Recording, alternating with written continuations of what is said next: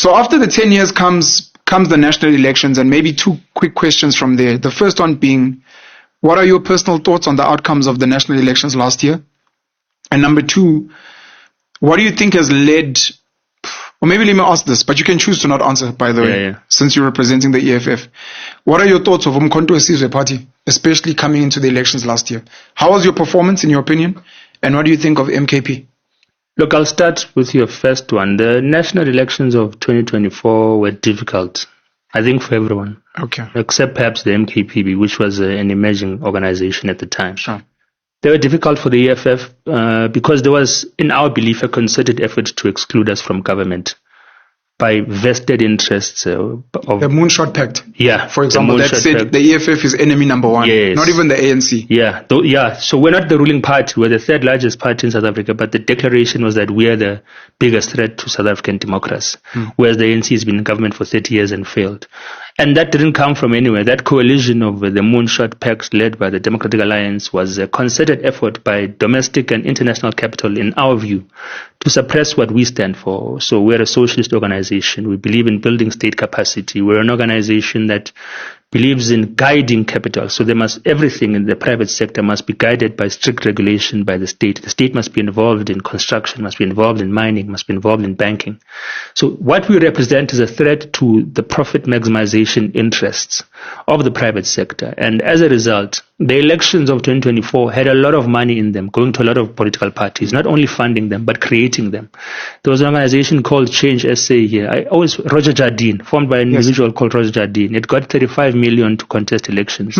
Never contested elections, withdrew on the last minute. We don't know what he did with that 35 million. That's a form of money laundering in our understanding. Possibly was distributed to other political parties. The DA got more than 70 billion, I think, in donations. 70 billion? Not billion. I'm getting the figure 70 wrong. million. 70 million. Okay. Action SA got millions. And if you look at the common denominator in terms of funding, you find the Oppenheimers, you find it's Robert Marshall, I think is his name. You find these individuals who are funding the same. Martin Marshall. Martin Marshall, not Robert Marshall. You find the same individuals finding the same political parties who have the same ideological positioning. And the EFF is not getting funding from any of these people. Not that we want it or we need it. But you can see that there's a formation of political parties, a creation of political parties, and a funding of political parties to ensure the exclusion of the EFF from governance. And they weren't scared to declare that. So those are the conditions under which we were contesting those elections. It's not an excuse.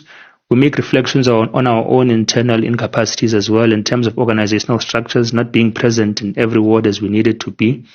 But there was a concerted effort to ensure that the EFF failed. And within that context, we declined by a percentage point and a bit, from 10% to 9%.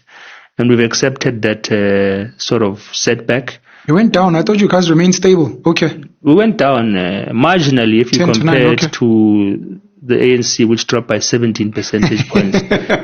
This is not a prominent conversation in South African society. And I think it's because of Ramaphosa's ability to maneuver his staying as a president, despite dropping by 17%. Because no one really has the conversation about the big blow that the ANC took. So we view those elections as having been undermined by the influence of private sector investment into disrupting the democratic process and infiltrating it with money.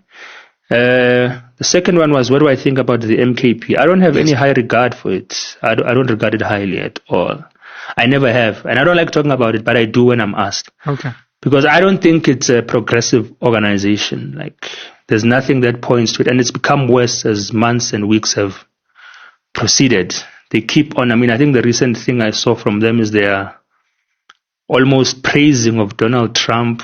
I saw Jacob Zuma went to visit the King of Eswatini, said that he's one of the best leaders in Africa, runs one of the best societies in Africa. We know what's happening in Eswatini in terms of violation of human rights and democracy, the corruption by the king there. And I can't take seriously an organization that thinks Donald Trump is someone that must be supported and lauded. I can understand the appreciation of Donald Trump's decisiveness in terms of declaring what he wants to happen, his prioritization of the people of America. I understand that, and for Americans. But I don't understand why South Africans are so proud of that, because he doesn't do that simply for garnering support in America, but he's furthering an imperialist agenda. So if you want to have any relationship with the United States of America, which controls global economies, like we all trade in the dollar, they control global economies, and they fund the World Health Organization, or fund it now. They fund serious institutions that determine governance and politics in the world. And he is saying that any relationship with them, and if you want foreign aid with them, if you want to trade with them, you must be aligned with the foreign policy directives of the President of the United States and the foreign policy imperatives of the United States of America. Now, that's imperialism, because you've got control of the global economic order, and you are saying to us if you want to benefit or participate in that order, you must align to U.S. policy interests. Now, that's a form of influencing and undermining our sovereignty.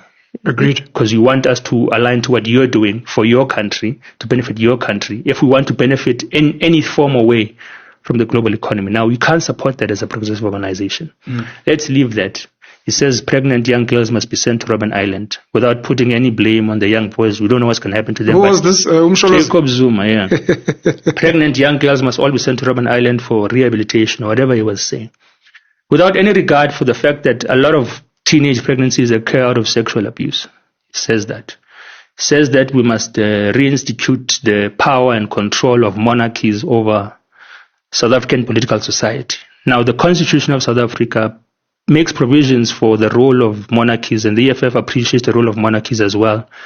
In our society, as custodians of our history and bearers of our traditions, like we appreciate kings, chiefs, and monarchs, but we're a constitutional democracy.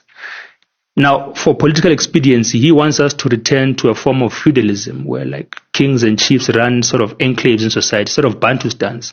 The king of KwaZulu-Natal must have political control of KwaZulu-Natal. The king of Amatembu in the Eastern Cape must have control of the Abatembu tribe. So it's decentralizing our society, and it's going to base our existence in South Africa on tribal and chieftain, king and lines. We disagree with that. That's not progressive. That's taking us backwards. I mean, society developed from feudalism to capitalism, which we don't agree with, and ultimately as Marxists, we believe it will progress to socialism and communism. So he's taking us backwards as an organization. I mean, there's a lot of things I can cite that I do not think the existence of this organization is beneficial to black people. That is my perspective on them. But of course, they won a sizable chunk of the electoral vote in 2024. Yeah. And because simultaneously to these regressive positions that they hold, they simultaneously want to hold contradictory postures, such as being anti-colonial, anti-imperialist, such as being, they say they're class orientated. They don't necessarily say they don't say they're Marxist, but they say they're working class orientated or something of that nature in their constitution.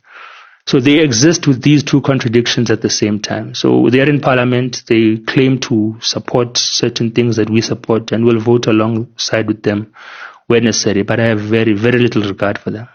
I want to emphasize what you said, and this is very important for people. I know many of us, including myself, criticized how the EFF performed. Yeah. I actually thought the EFF was on a grow, to be honest. Yeah. I thought you guys were going to go to 13, 14%.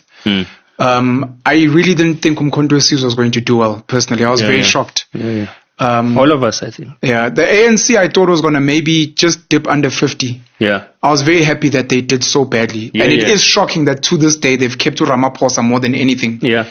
The DA didn't do well. You're very right. It was difficult for almost everyone besides Umkhonto we was a new, and I think the PA may have also done well. Yeah, they did well. Outside of that, everyone else struggled. And for you guys to go down 1 percentage point, maybe it's for you guys to look at yourselves as how you struggled to articulate the context for people to understand that you didn't go from 10% and then Umkhonto we took 5% and the ANC, none of that happened. That little dip could even be the number of voters, because we went from 17 million or 19 million, I'm not sure, to 16 million. Yeah, the voter turnout was a bit lower. You know what I mean? So there's a lot of factors. Thank you for that. ANC dropping by 17%.